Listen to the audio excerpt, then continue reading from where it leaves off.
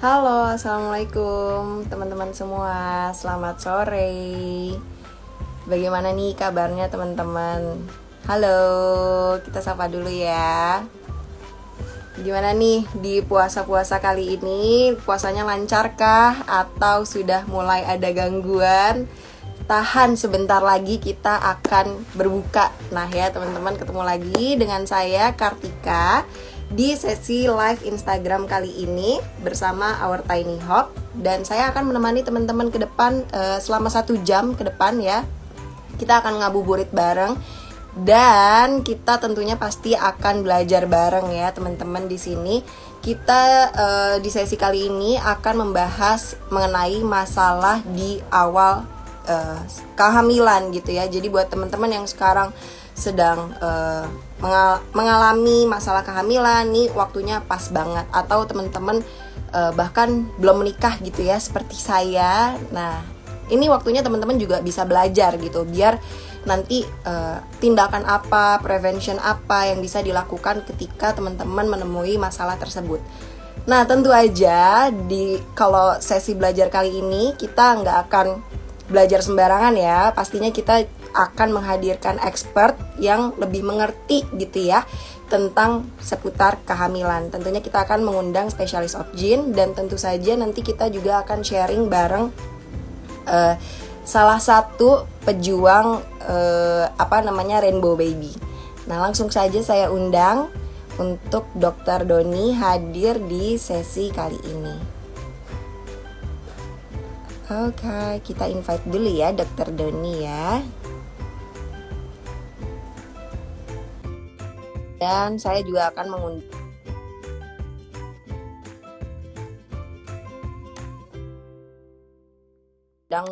Mbak Astrid. Oke. Halo Dr. Doni.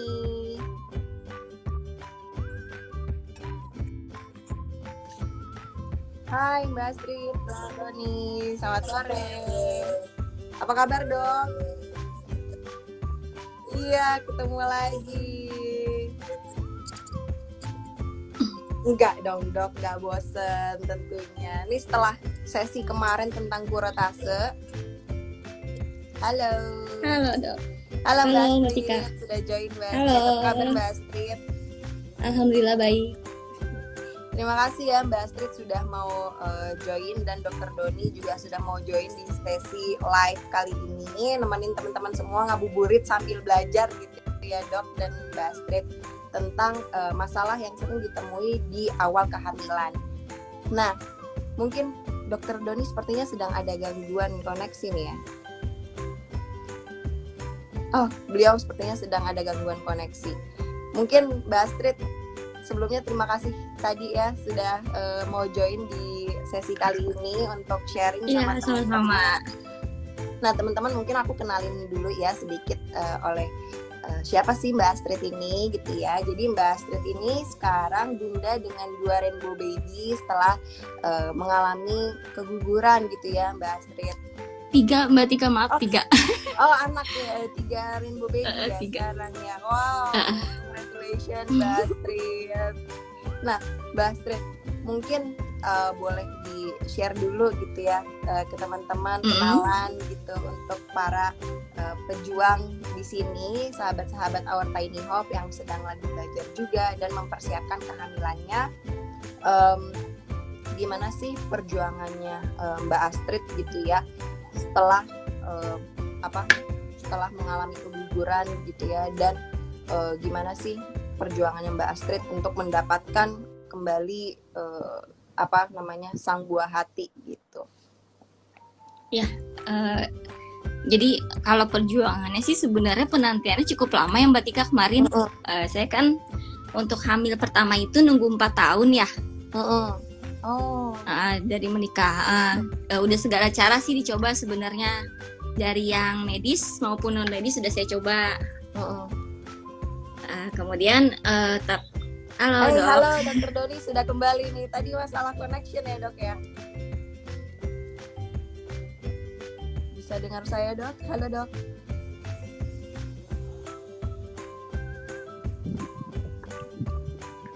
Iya Ya, sepertinya koneksinya kembali. Ya.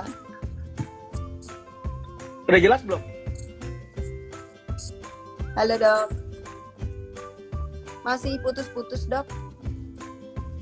Masih putus-putus. Bentar ya, saya keluar bentar ya. Siap dok, nanti saya akan Oke. invite kembali.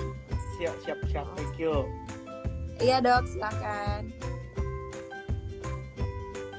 Nah, Mbak Astrid boleh dilanjutin gak nih Mbak Astrid setelah Ya, Mbak Tika. 4 tahun gitu ya Mbak Astrid perjuangannya untuk mendapatkan sang buah hati gitu. Iya, jadi selama 4 tahun sudah cara udah coba kan. Akhirnya saya coba untuk resign dari kantor saat itu. Karena cuma resign yang belum saya coba gitu kan. Jadi ketika udah resign, sebulan kemudian hamil. Oh. Alhamdulillah hamil, tapi ya mungkin memang belum rezeki saat itu ya. Itu keguguran di usia kandungan 7 minggu. Oh, 7 minggu. Dan akhirnya karena pendarahan terus tidak berhenti, akhirnya balik ke dokter, harus divakum. Untuk kenapanya sih saya waktu itu nggak nanya detail ya. Itu hamil kuretnya karena kenapa kegugurannya. Karena udah terlalu ini juga kali ya, udah nggak bisa mikir juga gitu kan. Iya. Biasanya lagi udah seneng-senengnya hamil. Mbak Astrid ya. Itu pun begitu masuk ruang operasi nggak ada, mungkin sampai nggak bisa untuk nangis juga nggak bisa kali ya, bingung. Jadi kayak nggak ngerasa ada apa-apa karena saking bingungnya, mungkin kan kaget juga gitu. Di kuretnya pun di vakum sih saat itu. Tapi melalui proses kuretase ya Mbak Astrid. Iya. Terus setelah itu setelah mengalami keguguran pertama, kira-kira Mbak Astrid nih apa perjuangannya apa nih untuk mendapatkan untuk baby yang kedua gitu? Setelah itu sih mungkin pola hidup aja, mulai olahraga gitu kan. Kemudian untuk kerja udah full nggak kerja, akhirnya memilih untuk di rumah istirahat. Karena memang ya akhirnya kegiatan dikurangi sih, tapi tidak nyampe setahun sudah berhasil hamil lagi, alhamdulillah. Alhamdulillah. Jadi setelah kuretase pertama itu setahun kemudian sudah hamil kembali gitu ya Mbak Astrid? Tidak nyampe setahun, saya tuh kuret bulan Desember 2015. Kemudian di Oktober sudah dikasih hamil. Itu selama menunggu itu hanya dikasih multivitamin sih sama dokternya saat itu, nggak dikasih obat macem-macem. Hanya multivitamin saja yang dikonsumsi. Jadi sesuai kebutuhannya lah ya kurang lebih Mbak Astrid. Iya, dan saya kan riwayat ada kista dan miom saat itu. Dokter Doni ini sudah balik lagi nih ke sini. Halo Dokter Doni, ini sudah lancar nih koneksinya nih. Soal saya jelas nggak? Jelas sekarang. Jelas. Syukurlah, clear dok. Setelah mencoba berbagai macam cara ya. Mohon maaf nih. Akhirnya bisa join ya dok ya. Iya, terima kasih banget dok. Nah tadi nih Mbak Astrid udah sempat cerita nih dok tentang pengalamannya setelah keguguran, terus penantiannya selama 4 tahun, terus ternyata beliau keguguran dan akhirnya melakukan kuretase, terus tidak sampai setahun kemudian akhirnya diberkati rainbow baby ya Mbak Astrid. Alhamdulillah. Iya. Ya, alhamdulillah banget. Kalau misalnya mungkin kita sebelumnya Mbak Astrid salam kenal. Kita kayaknya ketemunya salam kenal online doang ini. Iya dok. Ketemunya online. Buat teman-teman semuanya, halo, salam kenal. Kita ketemunya juga online juga ya. Iya, halo. Oke. Kalau menyimak dari kasus Mbak Astrid ya, kita mesti tahu bahwa ternyata Mbak Astrid itu bukan tidak bisa hamil ya, berarti bukan termasuk infertilitas nih. Tapi kita sebutnya recurrent pregnancy loss atau RPL. Artinya keguguran yang berulang. Nah, teman-teman mesti harus membedakan nih antara dua hal tersebut. Ada yang disebut dengan RPL atau recurrent pregnancy loss yang seperti dialami Mbak Astrid. Mohon maaf Mbak Astrid, berarti total kehamilan berapa kali dan total yang melahirkan berapa kali? Mohon maaf. Untuk yang keguguran sekali dok, untuk kelahiran 3 kali. Setelah keguguran itu tiap tahun. Nah bayangkan, berarti traumatiknya itu masih terasa sekali ya, walaupun cuma sekali ya. Iya. Saya pernah cerita sama Mbak Tika, pasien saya Mbak Astrid keguguran 4 kali akhirnya melahirkan sama saya waktu itu. Iya. Gitu. Jadi sebenarnya traumatiknya itu yang lebih mengerikan begitu. Ya, dalam tanda kutip. Iya, iya. Nah, kemudian kalau boleh tahu maaf itu kegugurannya kenapa? Karena kan kalau tadi kan kita fokusnya ini ke kehamilan trimester pertama ya. Saya masih jelasin dulu. Ada trimester pertama, trimester kedua, trimester ketiga. Apa sih bedanya? Gitu ya. Nah, trimester pertama itu dari 0 kehamilan sampai di usia 12 minggu. Iya. 12 minggu plus 1 sampai 28 minggu itu adalah trimester kedua. 28 minggu sampai 42 minggu itu adalah trimester ketiga. Nah, jadi kalau dibilang katanya kehamilan, keguguran di trimester awal itu adalah kehamilan di luar, di bawah dari 12 minggu. Nah, waktu dulu Mbak Astridnya berapa minggu? 7 minggu, Dok. 7 minggu, Dok. 7 minggu. Kenapa sih kita sering menyebutnya dengan minggu bukan dengan bulan? Karena kalau kami dari kandungan itu menyebutnya itu setiap minggu tuh punya perkembangan yang berbeda-beda. Jadi jangan kaget kalau tiba-tiba ibu hamil ke saya berapa minggu, terus ibunya, aduh dok, saya pokoknya 7 bulan jalan gitu kan. Pastinya kayak gitu tuh. Aduh dok, saya kayaknya 9 bulan jalan. Terus dokternya kebingungan juga, hitung dulu 9 bulan itu berapa gitu kan. Nah, jadi dari situlah kita mengira karena setiap trimester itu, setiap minggu itu punya perkembangan yang berbeda-beda. That's why kita selalu bilangnya per minggu, bukan per bulan. Itu pertama. Kedua, jangan kaget kalau dokternya selalu menanyakan haid terakhir. Jadi misalnya nih, saya haid tanggal 1 Januari sampai tanggal, bukan saya sih yang haid, Mbak Astrid yang haid ya. Saya sih nggak haid. Jadi tanggal 1 Januari sampai tanggal 5 Januari misalnya. Oke. Yang dok haid terakhir kapan gitu kan nanti ke pasiennya. Pasti sebutnya selalu, saya haidnya 5 Januari. Oh bukan. Hari pertama haid terakhir. Jadi yang disebutkan adalah tanggal 1-nya, bukan tanggal terakhirnya ya dok. Bener. Tanggal awal ya. Bener. Salah persepsi kita selama ini. Betul. Jadi tapi jangan salah loh, dokternya juga kadang-kadang salah persepsi. Dia salah menyebutkan tepatnya. Harusnya dia menyebutkan hari pertama haid terakhir, bukan cuma haid terakhir. Jadi sebenarnya ibunya tidak sepenuhnya salah. Gitu loh. Kalau di sekolah mulainya kapan? Gitu. Mulai pertamanya kapan? Oh tanggal 1 dok. Oke, kita sebutnya tanggal 1. Gitu. Nah, sekadang terus nanti muncul lagi pertanyaan baru. Apakah haidnya itu dengan USG kadang-kadang suka berbeda tuh? 3 minggu. Wah, stres ibunya. Yang mana? Yang mesti diikutin yang mana gitu kan? Iya. Nah, kalau seperti itu kita akan menyesuaikan tuh.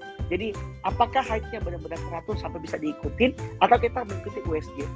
Pentingnya USG trimester pertama itu apa? Sangat penting untuk menentukan usia kehamilannya. Seringkali pasien-pasien saya datang sudah dengan kehamilan yang sudah 9 bulan atau 39 minggu misalnya. Terus kemudian dok, saya bingung dok, HPL saya kapan? Hari perkiraan saya kapan? Loh, kita agak sulit menentukan HPL jika dia sudah di ujung. Jadi di akhir dari kehamilan. Gitu. Trimester 3 dan ke atas. Betul sekali. Paling baik tetap dari usia awal kehamilan gitu. Nah kurang lebih intervensinya seperti itu deh. Apalagi yuk silakan. Nah dok, terkait masalah di awal kehamilan nih dok, mungkin kita mau nanya nih dok, sebenarnya masalah di awal kehamilan itu dibagi menjadi berapa sih dok, dan apa aja gitu dok? Oke. Kalau mungkin maaf nih orang yang bukan non kesehatan ya non medis itu mungkin seperti Mbak Astrid. Mbak Astrid kerjanya apa nih? Waduh ini saya tersanjung juga nih sama Mbak Astrid nih sekarang soalnya. Ibu rumah tangga untuk saat ini dok. Oke. Let's say ibu rumah tangga ya, atau misalnya maaf ya dalam kutip ibu yang non medis ya, ya. Iya. Nah, cuman tahunya keguguran gitu. Sedangkan keguguran itu adalah proses. Nah, kalau proses itu kita ada 4 tahap. Ada ancaman keguguran, ada yang sudah mau keguguran, ada yang sudah setengah keluar, ada yang sudah keluar seutuhnya. Nah, jadi ada juga kan, maaf nih, waktu dulu Mbak Astrid waktu keguguran pernah dikuretase? Iya, kayak semacam di vakum ya dok, disedot gitu. Saya sih kurang paham ya, karena prosesnya cuma sebentar sih, tidak sampai nginep, sebentar banget sih menurut saya. Iya, betul. Jadi Emang. di vakum, tapi itu sempat ini dok, setelah vakum itu pendarahan kan terus ternyata mungkin masih ada yang tertinggal. Jadi begitu balik lagi ditindak lagi sama dokternya karena masih ada Oke. jaringan yang tertinggal gitu. Oke. Nah, intinya pada saat yang terjadi sama Mbak Astrid adalah ada sisa dari kehamilannya. Iya. Itu yang harus dikeluarkan. Nah, ada juga beberapa orang, dok, saya udah keguguran tapi nggak dikurem. Nah, berarti dia sudah masuk ke tahap yang paling terakhir. Atau tahap yang keguguran dan semuanya sudah bersih. Dan cukup diberikan obat saja. Gitu. Jadi jangan kaget. Karena setiap orang dengan keguguran itu berbeda-beda. Ada keguguran yang hamilnya sudah bersih semua, ya udah kita tinggal kasih obat. Atau masih banyak sisanya, tentu kita kurem. Gitu. Atau yang cuma pendarahan sedikit dan masih bisa dipertahankan juga ada. Gitu. Nah, kemudian selain itu kita mesti bahas nih, apa sih jenis-jenis kelainan? Itu kan tadi berdasarkan prosesnya ya. Kalau ini berdasarkan jenis-jenis kelainan yang terjadi pada saat kehamilan awal. Gitu. 1, hamilnya tidak berkembang. Itu yang paling sering. Dok, hamil saya tidak berkembang. Dok, hamil saya tidak berkembang. Jadi berdasarkan misalnya sekarang dari haid misalnya dia 6 minggu. Loh, tapi kok kantongnya cuma 5 minggu misalnya. Udah kurang seminggu ya. Udah kurang seminggu. Ya udah, biasanya dokternya akan bilang, coba deh USG 3 minggu lagi. Kalau dari sekarang usianya 4 minggu atau 5 minggu, berarti 3 minggu kemudian dia harus menjadi 8 minggu. Kalau dia tetap jadi 5 minggu, berarti dia tidak berkembang. Ya, ada juga yang kita hanya melihat kantongnya saja, tapi kita melihat janinnya juga. Apa sih maksudnya janinnya? Jadi kehamilan itu di atas dua jenis yang di dalam itu. Ada kantong kehamilannya atau kita sebut dengan ketubannya, ada juga janinnya. Nah, pada kehamilan tertentu, cuman kantongnya aja ada, tapi janinnya kagak ada. Atau kita sebut dengan blighted ovum. Gitu. Si blighted ovum itu adalah kenapa nanti ya? Kalau nanti untuk bahas penyebabnya nanti ya, itu blighted ovum. Dia tetap hamil. Saya tidak bilang dia tidak. Dia hamil, tapi hanya kantongnya aja ada, kehamilan janinnya tidak ada. Itu yang kedua. Ketiga, hamil anggur. Hamil, aspek positif, mual muntah dan segala macam. Tapi isinya bukan janin. Gitu. Hanya gelembung-gelembung seperti anggur. Kenapa disebut hamil anggur? Karena dia seperti gelembung. Lingkaran-lingkaran gitu ya, Dok? Betul. Dia kayak telur ikan. Kalau makan tobiko. Iya. Versi ya. Enggak kayak betul cuma sekali. satu Tobiko dengan versi yang banyak. Disebut dengan hamil anggur.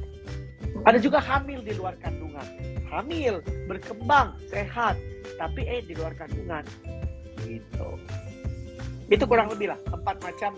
Itu tadi saya bilang tidak berkembang, hamilnya hamil kosong, kemudian hamil anggur, kemudian hamil di luar kandungan. Hamil di luar kandungan. Nah, kurang lebihnya seperti itu. Tapi yang lain juga banyak. Nah, mohon maaf nih, waktu yang Mbak Astrid kemarin yang mana? Kurang tahu sih dok, hamil anggur atau BO karena memang pada saat itu mungkin udah bingung juga ya. Kan hamil pertama tuh setelah penantian 4 tahun dok saya. Jadi lagi seneng-senengnya mungkin ya tahu-tahu pendarahan. Oh iya. Nah, jadi balik ke dokter, dibilang ternyata keguguran. Langsung tindakan saat itu juga kan, gitu. Oke. Ya. Gitu. Nah, bisa aja juga mungkin maaf nih, kita bisa menyimpulkan kalau kasusnya Mbak Astrid ini bisa aja dia itu kasusnya sebenarnya hamilnya sehat-sehat saja. Tapi mungkin karena aktivitas yang berat dan segala macam, jadinya dia lemah jadi jatuh. Oh, kurang istirahat ya, masih ada aktivitas. Betul, iya. Betul sekali. Makanya dokter kandungan jangan pernah bosan kalau dokter kandungan bilang ini, bed rest bu, bed rest. Iya kan, benar nggak boleh. Setelah itu ya dok. Setelah itu kan sempat hamil lagi, itu sih dokter cuman pesannya usia kandungan semester 1 sampai 3 bulan dilarang berhubungan pokoknya saya sama suami untuk menjaga kata dia, karena ada pengalaman sebelumnya kan. Betul. Nanti kita bahas lagi tentang hubungan ya. Iya. Siap dok. Waduh, PR saya kayaknya banyak. PR nih. Nambah PR lagi ya dok. Ini udah Oke. jawaban dari PR yang live sebelumnya nih. Sekarang kita ada PR lagi PR buat lagi. yang PR selanjutnya. baru nih Mbak Asit. Saya banyak PR Bener, soalnya. bahasanya baru. Nah, Dok, mungkin boleh di-share Dok. Tadi kan ada 4 jenisnya gitu ya Dok. Iya. 4 jenis masalahnya gitu. Nah, Iya. tadi boleh nggak sih Dok kita di-share penyebabnya tuh apa dan gimana sih cara diagnosis awalnya gitu ya, biar kita tuh lebih aware juga gitu Dok, datang menemui dokter lebih awal gitu ya Dok. Nah, saya tiba-tiba kebaca nih, Dok boleh penjelasan tentang ectopic pregnancy nggak? Waduh, langsung Sulit nih Dok. sulit. PR saya banyak nih. Oke, kita bahas tempat-tempat ya, satu-satu ya. Oke, kita sebutkan dengan kehamilan tidak berkembang, dengan BO ini sebenarnya serupa tapi tak sama. Kenapa saya bilang serupa tapi tak sama? Karena satu hal, paling sering itu kalau dibaca-baca gitu ya, paling sering karena genetik. Genetik itu apa? Jadi sperma dan indung telurnya itu tidak cocok, tidak cantik gitu ya. Iya. Jadi yang kan gini, sperma kan beribu-ribu juta ya, beribu-ribu juta, 253 juta, 80 juta, Iya. 100 juta dan segala macam. Tapi itu tidak semuanya baik. Mungkin ada pernah dengar sperma yang kualitasnya nggak baik itu, misalnya kepalanya 2, gerakannya lambat, ekornya ada 2, atau misalnya istilahnya bentuknya tidak sempurna gitu. Iya. Nah, akibatnya apa? Karena si yang jadi itu yang kepala 2 atau ekor 2, jadilah dia bertemu dengan si indung telur gitu. Nah, kualitasnya tidak baik. Pada saat kualitasnya tidak baik, jadilah dia seperti BO, jadilah dia seperti misabortion, atau kita sebut tadi misabortion yang jadinya tidak berkembang ya, kematian mudiga gitu. Nah, karena tidak bagus kualitasnya, daripada dia cacat, mendingan dia mematikan dirinya sendiri. Iya. Gitu.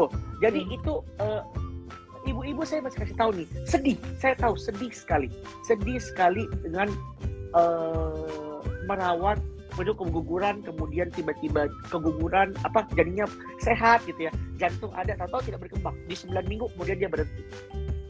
Tapi yang saya masih kasih semangat semuanya adalah lihat ke depannya. Maksudnya ke depannya apa? Bahwa daripada dia cacat, mendingan dia mematikan dirinya sendiri. Iya. Artinya apa? Sebenarnya dia secara pribadi menyelamatkan ibunya.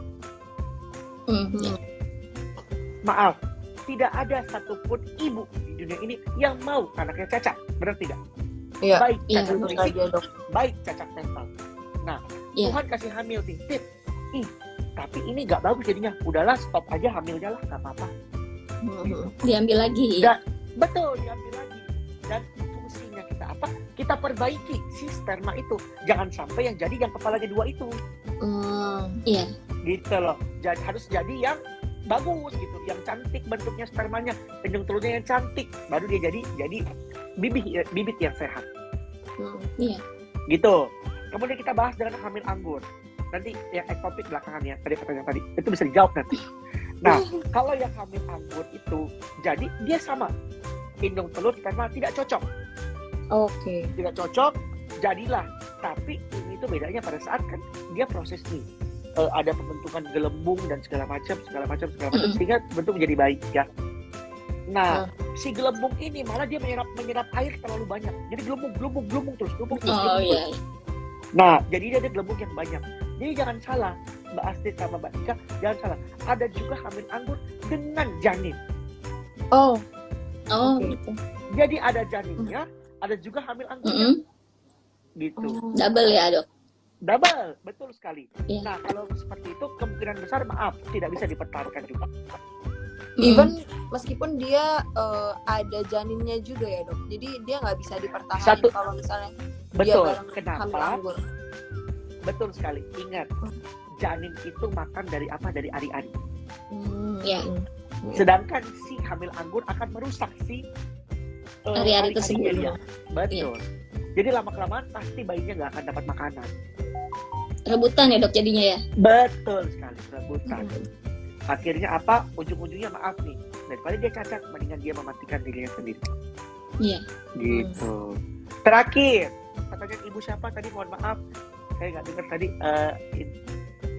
Mohon maaf, suara dokter sepertinya terlalu kecil. Emang suaranya kecil ya? Jelas kok dok. Jelas jelas, di sini. Jelas. Oh, mungkin volumenya ibunya kali ya. Iya mungkin. Silahkan di volume up Mbak Eka. Oke, saya lanjutin ya. Oke, kehamilan ektopik atau tadi saya sebut kehamilan di luar kandungan itu, Ibu Widya salam kenal ya. Ini saya jawabnya pertanyaan Ibu Widya nih. Nah, untuk kehamilan di luar dari kandungan, saya nggak ada alat. Jadi seperti yang saya bilang, ini adalah kandungan, ini sayap-sayap, ada sayap-sayapnya sebelah kiri kanan, gitu ya. Sebelah sini ada indung telur, gitu ya. Jadi si indung telur ini akan keluar, pecah, pus, dia akan masuk ke sayap-sayapnya, baru sampai ke badan saya, ke kandungan saya. Seharusnya cara pribadi dia berkembangnya di badan saya secara pribadi. Tapi dia memang bertemu di tangan saya, bertemunya. Nah, terkadang pada saat dia bertemu di tangan, dia tidak bisa sampai ke badan saya. Sedangkan tangan saya tidak bisa berkembang menggemuk seperti perut saya. Tangan saya kan cuma gini-gini aja. Perut saya menggemuk, bisa maju ke depan. Gitu. Akibatnya apa? Lama-kelamaan pada saat kandungan saya membesar, tangan saya sudah tidak bisa apa ya istilahnya? Misalnya tempatnya segitu, mensupport, yes. Tempatnya cuma segitu, tapi si kandungannya tetap membesar. Lama-lama tangan saya pecah. Iya. Itulah yang disebut dengan hamil di luar kandungan. Hamil nggak dok? Hamil. Siapa yang bilang ibu nggak hamil? Hamil. Kalau di tes pasti akan positif. Tapi apakah dia berkembang dengan baik? Sebenarnya iya. Kalau dia berkembang di badan saya. Tapi sayangnya, mohon maaf, dia berkembangnya di tangan saya. Tangan. Gitu. Akibatnya apa? Dia pecah, nyeri perut, pendarahan, tapi nggak tahu pendarahannya di mana. Ternyata di dalam perut. Gitu. Nyerinya luar biasa. Bahkan lebih kalahin melahirkan. Saya bisa bilang begitu. Gitu. Hal-hal tersebutlah yang harus diwaspadai pada ibu hamil pada trimester pertama. Gitu. Tanda bahayanya apa sih dok? 1, flag. Sebaiknya bagaimanapun, sebaiknya tidak boleh ada keluar darah selama kehamilan. Namanya orang mau hamil dari trimester 1 sampai trimester ujung sampai mau melahirkan hanya boleh keluar darah pada saat dia mau melahirkan. Menjelang hari lahir ya. Betul sekali. Kalau ada keluar flek-flek di tengah-tengah itu, sebaiknya diperiksakan. Jadi patut diwaspadai sekali ya dok dengan adanya flek. Betul. Mohon maaf nih Mbak Astrid, waktu itu ada pendarahan, ada kram perut nggak? Sedikit dok, kayak mau menstruasi. Kayak mau menjelang menstruasi ya. Betul. Karena sekali. waktu itu sih nggak curiga ya dok, maksudnya kan sempet awal-awal hamil itu saya nggak tahu itu hamil kan ya. Jadi periksa ke dokter, dibilang positif, udah, tapi nggak bed rest sih memang saat itu karena kan memang tidak tahu kali kehamilan pertama kan ya. Nah setelah keguguran, setelah itu balik lagi ke dokter karena ada flek pendarahan itu dok. Ada flek, jadi ke dokter buru-buru kan, ternyata sudah nggak ada dan langsung tindakan saat itu. Gitu. Oke. Nah kalau dari yang Mbak Astrid cerita gitu ya. Pertama, tanda-tanda keguguran salah satunya adalah menstruasi lagi, kram perut seperti menstruasi dan pendarahan. Itu yang harus kita hindari. Kenapa terjadi kram perut? 1, kram perut itu adalah proses seperti kalau menstruasi diperas gitu. Biar darahnya keluar. Oh iya. Biar luruh darahnya dok ya. Betul. Nah, semakin dia keras begininya, ya isinya akan keluar terus. Makin jatuh ya. Betul. Fungsi obatnya apa? Supaya dia kerasnya menjadi perlahan. Jadi dia tidak menjatuh. Tapi ingat, kalau memang dia, maaf nih, udah tidak berkembang, dia tidak akan bisa berkembang. Dan satu saat, kalaupun tidak dibersihkan, dia pasti akan keluar. Begitu. Nah, jadi mesti tahu nih, misalnya nih, kadang-kadang maaf nih, kita ibu-ibu zaman now gitu ya, tentunya maaf nih Bu, ini nggak berkembang di 9 minggu gitu ya. Tentu pertama kali yang dilakukan adalah searching. Iya. Pasti mencari searching. pembenaran ya dok ya. Betul. Mencari bahwa sebenarnya dokter itu salah gitu. Iya. Nah, searching segala macam bla bla bla bla, udah searching, wah semakin ilmunya udah keisi dengan hal-hal yang sebenarnya tidak perlu diisi gitu. Kadang-kadang kan maaf sorry, kalau kita men-searching sesuatu muncullah keluar sesuatu yang sebenarnya tidak kita ingin baca gitu sebenarnya. Iya, macam-macam soalnya. Betul, tapi tetap kita baca kan. Nah, Iya. setelah dia searching, dia udah cukup ilmu, dia pergi ke second opinion ke dokter kedua.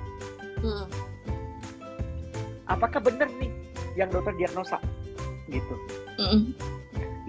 Satu waktu kalau dia tidak masih percaya, dia akan tetap mempertahankan kehamilannya kan, tetap mempertahankan sampai 8 minggu, 10 minggu, 12 minggu, 14 minggu, tahu-tahu dia perdarahan. Terus disebutlah keguguran. Padahal dari sebelumnya dokternya udah bilang yang pertama bahwa ini kehamilannya tidak berkembang. Akibatnya apa? Kram perutnya hebat, nyeri perutnya hebat, pendarahannya hebat dan segala macam. Nah, kalau seperti yang dialami Mbak Astrid, tentunya perdarahannya bisa dikontrol sama dokternya. Karena kita mengambil secara langsung. Sedangkan seperti tadi yang saya bilang, kalau dia diperas, badan kita nggak tahu yang mana mau dikeluarin. Dia peras aja terus. Gitu. Dia peras sampai pendarahan, kram perut, nyeri perut, berobat sana sini, baru akhirnya akan kembali ke dokter jalan. Gitu. Itu justru malah menambah rasa sakitnya gitu ya dok ya. Betul. Parah ya dok. Menambah rasa sakit dan menambah hancurnya mental si ibunya. Karena mengingat usia kehamilannya juga sudah semakin bertambah gitu ya dok. Betul. Satu, semakin bertambah. Kedua, dia merasa tetap bahwa dia hamil. Iya. Gitu. Jadi dia tetap berusaha bahwa ya udah ini saya hamil gitu. Saya hamil dan hamilnya sehat. Bayangkan kita sudah diangkat tinggi kemudian dijatuhkan ke bawah, itu kan lebih penerimaannya lebih tidak enak. Susah ya. Gitu. Betul. Penerimaannya lebih sulit. Gitu. Sedangkan nih yang saya kasih tahu, semakin lama dia tidak dibersihkan, semakin lama juga untuk bisa program kehamilan. Betul. Gitu. Seperti yang semakin cepat dokter Doni sampaikan ya dok. Betul. Semakin cepat solusinya selesai, selesai solusi, ya kita step maju ke depannya lebih cepat. Gitu loh. Betul. Jadi langsung bisa program lagi setelah diobatin gitu ya dok ya. Betul. Setelah ditangani dengan benar, dikoretase, nanti teman-teman bisa langsung program lagi. Tentunya dengan masa tunggu yang kemarin sudah disampaikan ya dok. Betul. Ada sesi yang pertama ya. Iya, pada sesi yang pertama.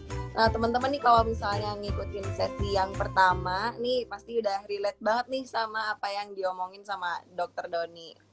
Nah, Dok, tadi kan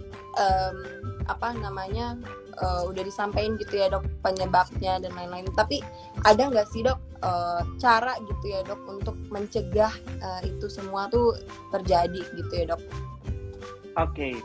Cara mencegah satu paling benar adalah karena tadi kebanyakan adalah genetik di mana sperma dan induktornya tidak baik. Ya itu dulu yang kita kualitasnya dong kita perhatikan. Kualitasnya dulu ya dok sebenarnya. Baik dari wanita maupun prianya ya dok.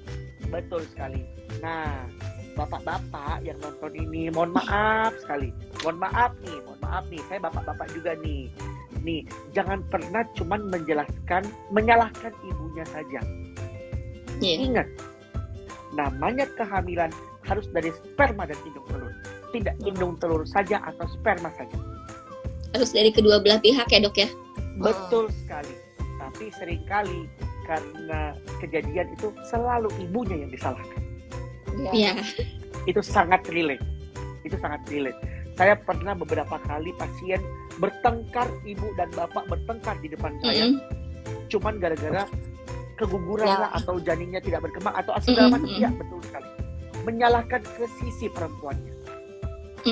Gitu. Sedangkan itu tidak menjamin 100%. Ternyata pas dicek spermanya yang salah. Tapi tetap walaupun spermanya salah tetap salahkan. Tetap. Makanya itu beban mental juga ada di perempuan ya dok ya. Betul sekali, betul. Makanya ini saya tidak hanya mengedukasi buat ibu-ibu semua, mesti buat bapak-bapak juga gitu. Bahwa hal terjadi keguguran, kehamilan tidak berkembang, mohon maaf, lahirnya cacat dan segala macam, tidak sepenuhnya disalahkan kepada perempuan. Iya. Harus dilihat juga. Dicatat ya Apakah? para bapak-bapak Dicatat. dan calon bapak. Silakan. Karena tetap harus saling support ya, Dok ya. Benar, harus Sekali. saling Kalau- support. bahkan kalau Bastrit ibu-ibu juga di pasti sini dapat support, suruh- kan? Ini kan Ya. bakal di-save nih nanti nih, bakal di-save kan. Nah, silakan deh disuruh nonton bapaknya. Di menit keberapa nih nanti nih? Nah, silakan disuruh. Gitu. Jadi intinya adalah pada saat kita mau punya anak gitu ya. Berhubungan suami istri dan segala macam itu dua-duanya mesti relate. Dua-duanya itu mesti saling mendukung. Iya. Gitu. Tidak hanya istrinya saja, tapi suaminya saja. Kita tingkatkan kualitasnya bersama-sama. Tentu kalau makanannya yang bagus, kemudian berhubungan seksualnya juga nyaman, tentu kualitasnya akan jauh lebih baik dibandingkan maaf nih, sorry, Iya. dipaksa dalam tanda kutip. Iya. Gitu. Karena nggak Nah. nyaman ya, Dok. Betul sekali. Buat ibu-ibu, nah itu kan tadi bapak-bapak nih. Buat ibu-ibu mohon maaf sekali juga, mohon maaf ya. Kalau bapaknya capek jangan dipaksa gitu. Seringnya kayak gitu, kasihan bapaknya. Gitu baru pulang kerja, ya silakan cek. Gitu. Ayo sikat deh. Nah, karena begini nih, ini relate-nya buat bapak-bapak adalah karena untuk untuk ibu-ibu yang maaf nih, mungkin menikahnya sudah cukup lama dan belum punya anak, gitu ya. Yang lebih heboh ibunya, bukan bapaknya. Iya. Benar-benar. Gitu. Karena laki biasanya lebih santai. Betul sekali. Iya. Ya, sudah paling lakinya bilang udah coba lagi, ya udah nanti kita berobat Iya. segala macam. Tapi tuh langsung ada yang senyum tuh ketawa kata senyum Langsung Karena ada sebenarnya senyum ini gitu ya, Dok. ya. Kehamilan Ya, juga harus dari kedua belah pihak yang mau ya, Dok, harusnya. Iya. Tidak boleh salah satu ya. betul sekali, betul. Jadi apa yang saya ngomong berarti relate banget ya katanya kayaknya buat ibu-ibu nih relate banget nih kayaknya nih. Nah, ini karena berdasarkan pengalaman. Jadi kita berdasarkan pengalaman. Jadi ibu-ibunya yang lebih concernnya lebih tinggi gitu. Nah, ibu sama bapak harus saling mengerti gitu. Karena selalu saya bilang begini. Dengan berhubungan seksual yang baik dalam arti relax, dua-duanya baik, makannya cukup, gizinya cukup, itu akan membantu menumbuhkan rasa cinta dan malah menambah kualitas sperma dan induk telur. Bukan karena dipaksa, tahu ya udah, yang penting ya masuk kamar, jadi gitu kan. Sikat. Sat, gitu kan. Nah gitu. Jadi intinya semakin baik kualitasnya, tentu hasilnya pun akan semakin baik. Balik lagi, yang tadi saya bilang, kualitasnya yang tidak baik, apa gunanya? Kalau seandainya pada saat kualitasnya tidak baik, jadi hamil, tapi maaf nih, ujung-ujungnya keguguran. Iya. Nggak baik kan Betul. hasilnya. Malah traumatiknya akan jadi lebih besar. Iya. Gitu. Dok, tadi kan Ya, udah silakan. jelasin juga nih ya, Dok, tentang penanganannya gitu ya, Dok. Pencegahannya, sorry. Nah, tapi kalau untuk sorry, penanganannya sendiri, Dok, kalau untuk hamil anggur gitu ya. Hilang Dokter Doninya. Saya invite lagi ya. Sebentar. Oke. Coba kita invite lagi, apakah beliau akan masuk? Sepertinya HP-nya jatuh nih beliau. Nah, mungkin kalau gitu Mbak Astrid sambil nunggu Dokter Doni ya. Mbak, boleh nggak sih Mbak diceritain gitu ya Mbak, waktu didiagnosa janinnya nggak berkembang gitu Mbak, gimana sih perasaannya Mbak Astrid? Pasti sedih ya Mbak ya. Terus Ya cuman gimana, saya lebih Mbak? sempet bingung sih Mbak, untuk nangis sih enggak sebenarnya Mbak Tika ya saat itu. Nggak tahu apa udah mati rasa apa gimana sih, juga nggak ngerti. Karena kan saat itu juga langsung tindakan hari itu juga. Oh, langsung hari itu juga Mbak? Begitu tahu keguguran kan langsung ditindak hari itu. Oh. Lebih kepikirannya sih pada saat setelah kuret itu masih pendarahan gitu. Ternyata kan akhirnya harus tindak lagi, jadi 2 kali ditindak karena masih ada jaringan yang tersisa ternyata pas kuret pertama itu. Berarti Mbak Astrid salah satu yang tidak mencari second opinion gitu ya Mbak Astrid, kayak Enggak. I believe this is design, terus ya memang ada masalah dan ya saya nurut kata dokter gitu kan dok. Waktu itu sih lebih mikir gini mungkinnya Mbak Tika, karena saya udah penantian 4 tahun, udah capek lah dengar ocehan sana sini, tahu sendiri lah orang ya, maksudnya kan kadang dikit-dikit tanya kapan hamil, udah hamil belum, udah ini belum, sedangkan keluarga tuh santai gitu kan. Pressure-nya jadi lebih dari luar ya Mbak Astrid. Jadi kita lebih mikir, oh ternyata gue bisa hamil, ya udah gitu kan. Lebih menenangkan dirinya tuh ke situ. Oh bisa hamil kok ternyata. Jadi omongan orang tuh bisa kita mentalin gitu Mbak Tika saat itu. Lebih ke arah situ sih, menghibur dirinya. Nah, tapi keluarga semua support ya Mbak Astrid. Iya, memang setelah keguguran itu kan pengen coba kerja lagi, udah suami udah ngasih, udah di rumah aja, dia bilang gitu kan. Karena kan yang belum dicoba memang berhenti kerja, dan ternyata begitu berhenti bulan berikutnya langsung hamil saat itu kan. Jadi memang sepertinya butuh tenaga istirahat gitu ya Mbak Astrid. Karena kan kadang kalau kita kerja bukan di kantor kita capeknya, tapi perjalanannya kan. Benar, apalagi macet di mana-mana. Macetnya, stresnya. Nah, itu yang bikin stresnya sebenarnya sih. Nah, halo nih. Tuh makanya udah fix gak kerja. Mohon maaf ya. Jatuh tadi, kaget saya.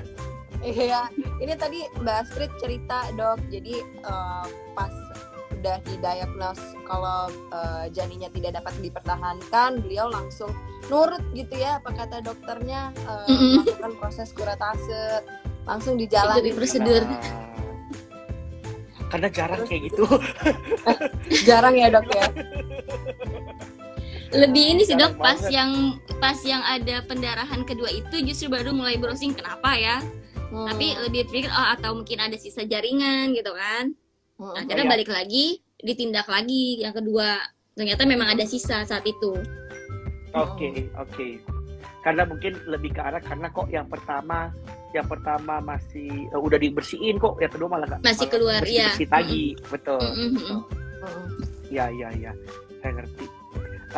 Ya tentunya bagaimanapun dokter juga manusia ya, jadi minta tolong jangan disalahkan juga gitu. Kalau misalnya memang secara prosedural dia sudah lakukan dengan baik, kemudian sudah benar, betul, secara tiba-tiba memang terjadi komplikasi atau memang masih ada sisa, ya itu hal-hal sebenarnya yang tidak diinginkan sama dokternya juga. Nah dok, gitu. Kita Mbak Astrid dan dokter, kita masuk ke sesi tanya jawab ya. Ini udah banyak banget nih pertanyaan yang masuk dari teman-teman yang nonton. Nah, ini PR saja banyak banget nih kayaknya Mbak Astrid. Banyak banget nih dok, puluhan. Tapi kita ambil yang paling atas dulu nih ya, yang banyak likes-nya. Gimana sih cara kita para penderita anemia dan diabetes dalam mempertahankan janin gitu dok? Anemia dan diabetes. Oke. Sebenarnya begini.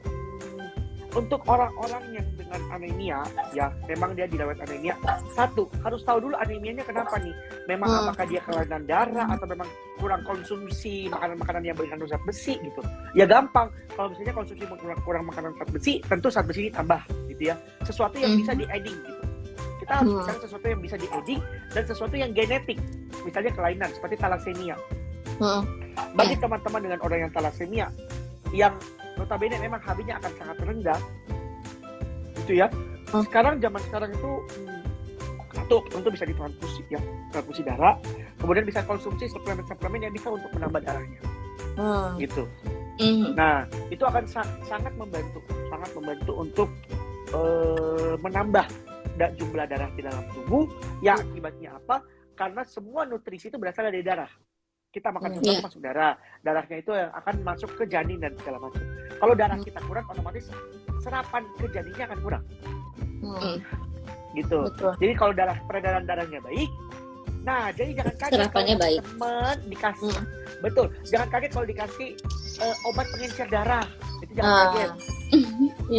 Suka dikasih tuh biasanya tuh buat orang-orang keguguran. Loh, kok saya kayak nenek-nenek katanya dikasih obat pengencer darah gitu kan.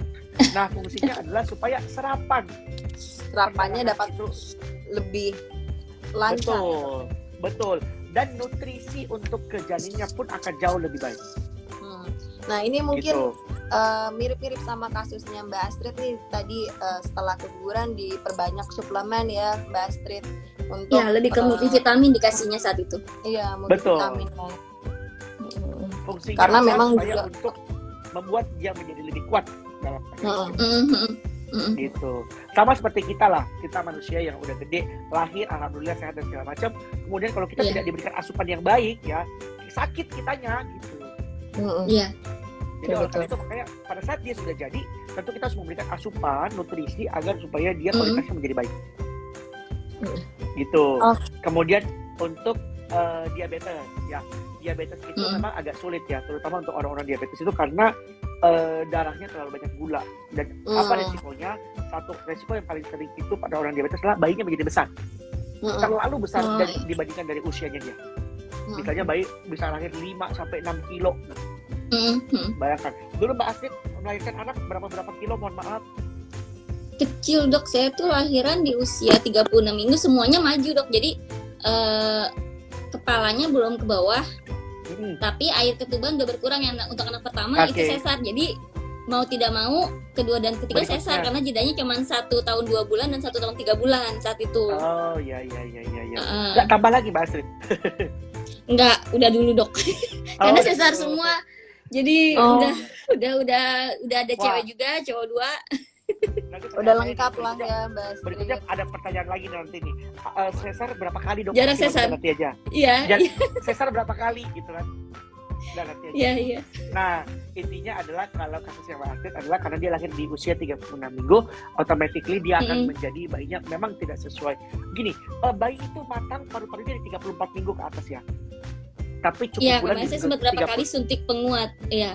Nah, betul. Suntik penguat dan suntik untuk pematangan paru-parunya.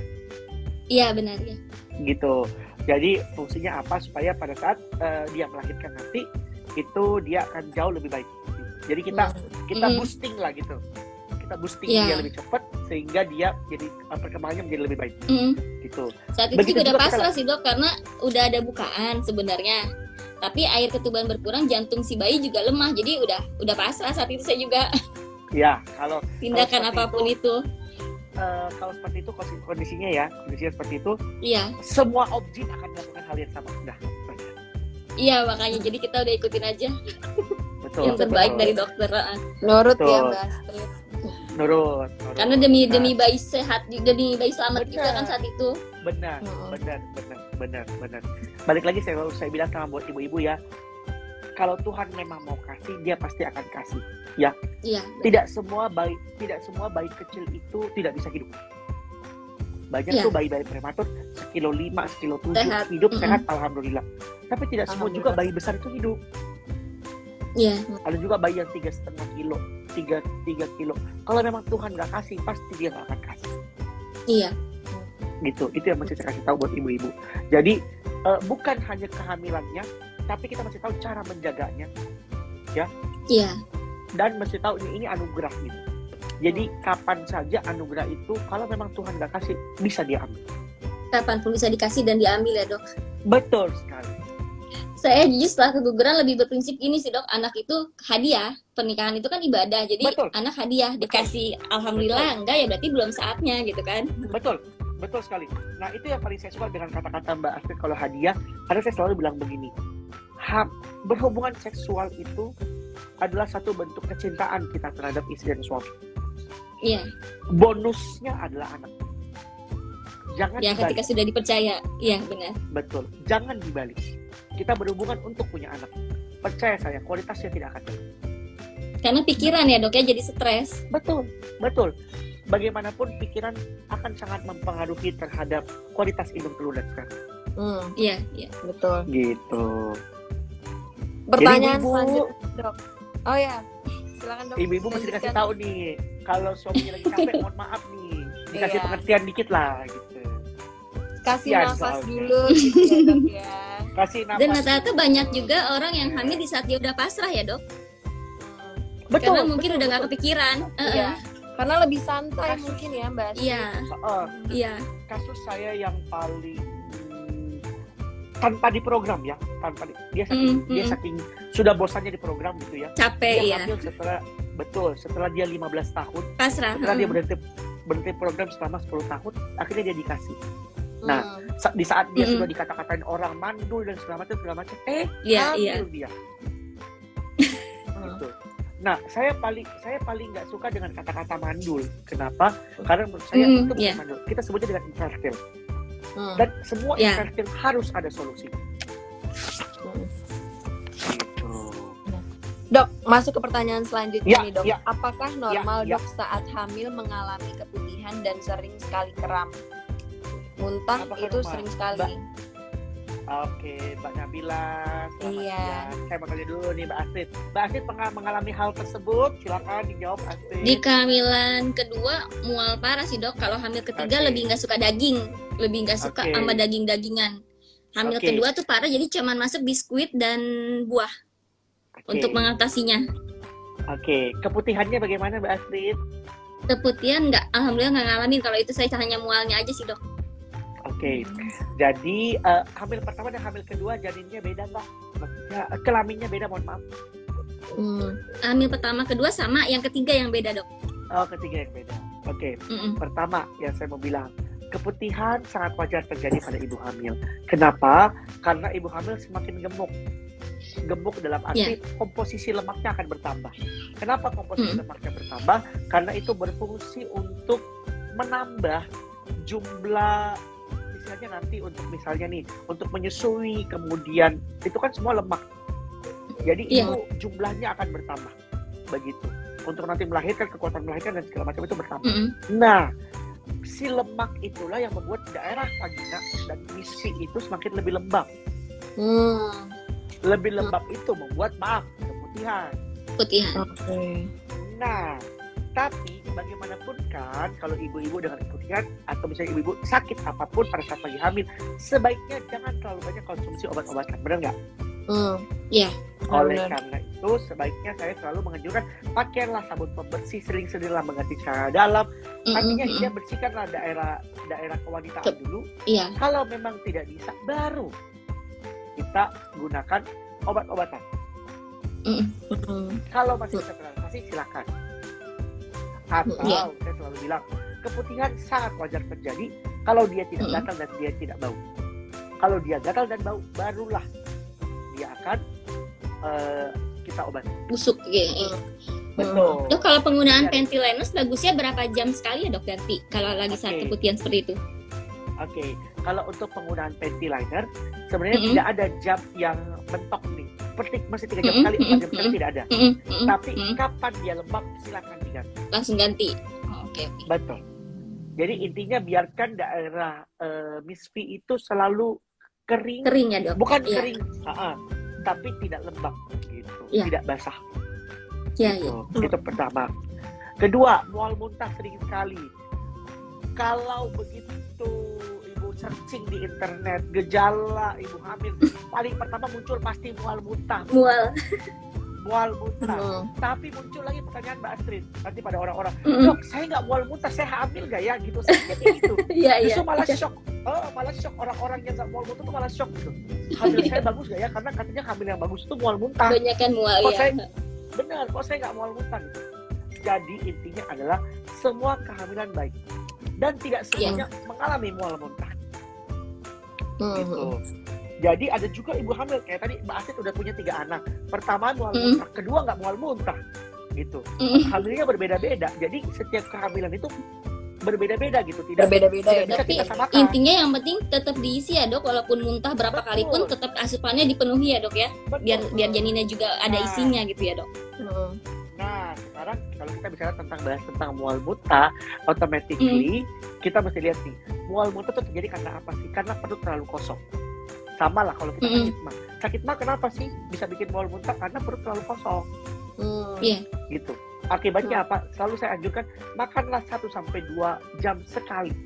Artinya apa? Seperti yang Mbak Astrid bilang, makan biskuit sedikit, apa sih? Jangan pernah biarkan perutnya kosong. Yang penting diisi ya dok. Begitu, ya. betul. Begitu dia kosong, dia pasti akan mual muntah. Iya. Begitu, Gitu. ya. Nah, kemudian pertanyaan selanjutnya. Oh, ada lagi Mas. Silakan. Silakan dok. silakan lanjut dulu deh. Oh, Nanti oke. banyak Baik, PR saya soal lanjut saya ke ini. pertanyaan selanjutnya ya dok. Ya, Mohon maaf. silakan. Jadi ini cukup ramai nih dok. Saya lihat pertanyaannya diulang-ulang. Ada mitos atau fakta nih dok, kalau misalnya melihara kucing atau anjing gitu dok bisa mengakibatkan kemandulan karena virus toxo. Seperti saya bilang kan kata-kata saya kemandulan tuh. Nah, kemandulan kata-kata yang sebenarnya tidak etis untuk disebutkan ya, gitu. Betul. Karena menurut saya tidak ada orang yang mandul menurut saya, karena kita sebutnya dengan infertil. Dan semua infertilitas harus ada solusi. Seperti tadi saya bilang, yang pasien saya 15 tahun setelah dia program 5 tahun pertama kemudian gak dapat anak, kemudian dia pasrah, 10 tahun kemudiannya baru dia dapat. Dikasih ya. Nah, sekarang dia hamil secara alami.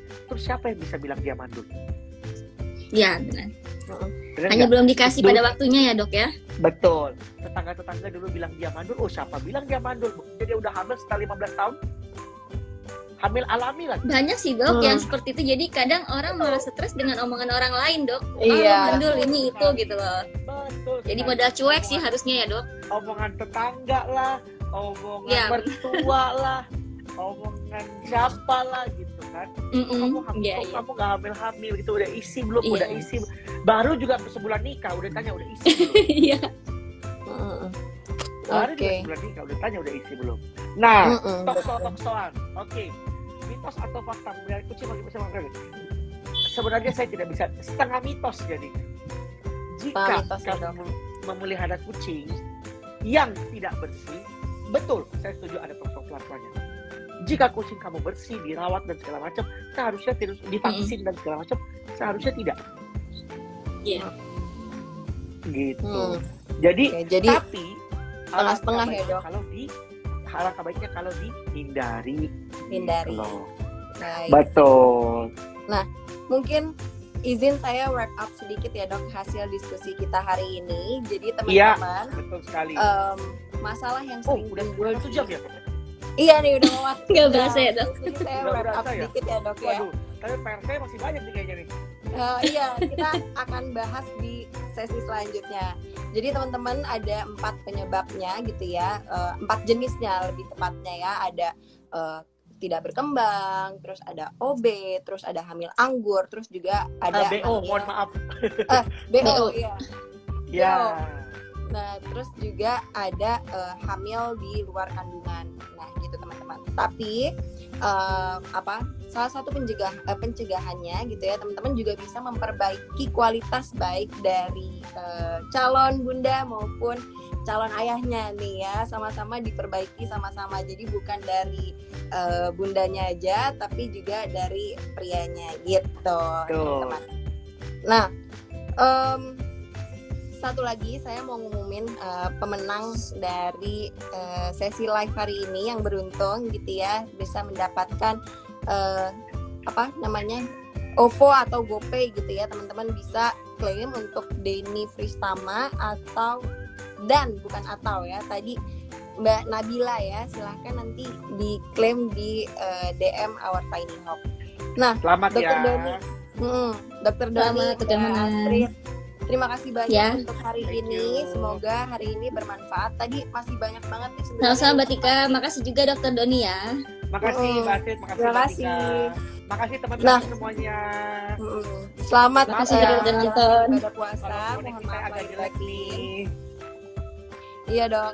Nah, jangan lupa nantikan live Instagram Our Tiny Hop selanjutnya. Nanti mungkin bisa bersama Dr. Doni dan Mbak Astrid lagi. Kita belajar lebih banyak lagi. Tadi banyak tuh ya dok pertanyaan yang belum terjawab gitu ya. Kita bahas lagi nanti di sesi IG Saya live waktu selanjutnya. lihat saya kayaknya waduh pertanyaannya. Iya ini makanya Banyak ya, Dok. pas baru mulai pun kayak wah langsung banyak banget nih pertanyaan dok. Termaksud salah satunya ada stress management juga nih nanti. Mungkin kita bisa bahas juga ya dok ya, gimana sih cara men-encourage para ibu-ibu yang mengalami masalah kehamilan ini gitu ya. Jadi jangan lupa terus belajar, terus berusaha, perbaiki kualitas hidup, semuanya bisa insya Allah bisa dicapai kalau Tuhan sudah mengizinkan ya dok ya. Dan gak ada yang namanya mandul, tapi itu hanya infertilisasi yang seharusnya ada solusinya gitu ya dok. Betul sekali. Dan jangan lupa, gak cuma teman-teman sendiri aja, tapi banyak orang yang mengalami hal yang kayak teman-teman. Makanya dibuatlah komunitas seperti ini. Iya. Untuk saling menguatkan. Oke, Betul, terima jadi bisa kasih saling Dokter sharing. Doni, Thank you. Mbak Astrid atas waktunya. Sama-sama Mbak Tika. Sampai jumpa lagi di sesi live selanjutnya. Ya, Bye-bye. dadah. Assalamualaikum warahmatullahi wabarakatuh. Selamat Persiapan persiapan berbuka berbuka. puasa ya, persiapan berbuka. Iya. Bye bye.